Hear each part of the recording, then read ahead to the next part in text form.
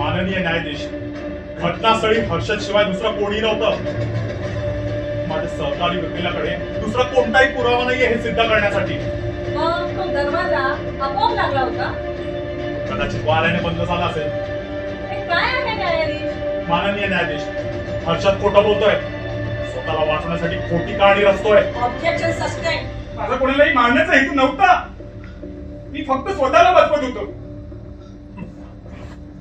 माननीय न्यायाधीश, मला आरोपीला काही प्रश्न विचारायचे आहेत. हो, परवानगी आहे.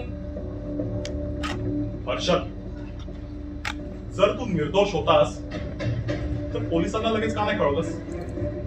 पोलीस आल्यावर तू पळून जाण्याचा प्रयत्न का करत मी होतास? घाबरलो होतो. मला वाटलं त्या माणसाला माझ्या हाताने चाकू लागला आणि तो मेला. कुणीही माझ्यावर विश्वास ठेवला नसता. म्हणूनच मी पळून जाण्याचा प्रयत्न केला. म्हणजे तू मान्य करतोयस त्या व्यक्तीचा मृत्यू तुझ्या हातून झाला? नाही, तो एक अपघात होता.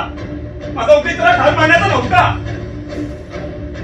माननीय न्यायाधीश, अपघात असो व हेतुपूर्वक झालाय आणि दोषही स्वीकारला गेलाय. समाजात कायद्याचा आदर राखण्यासाठी कोर्टाने कठोर निर्णय घेणे आवश्यक आहे.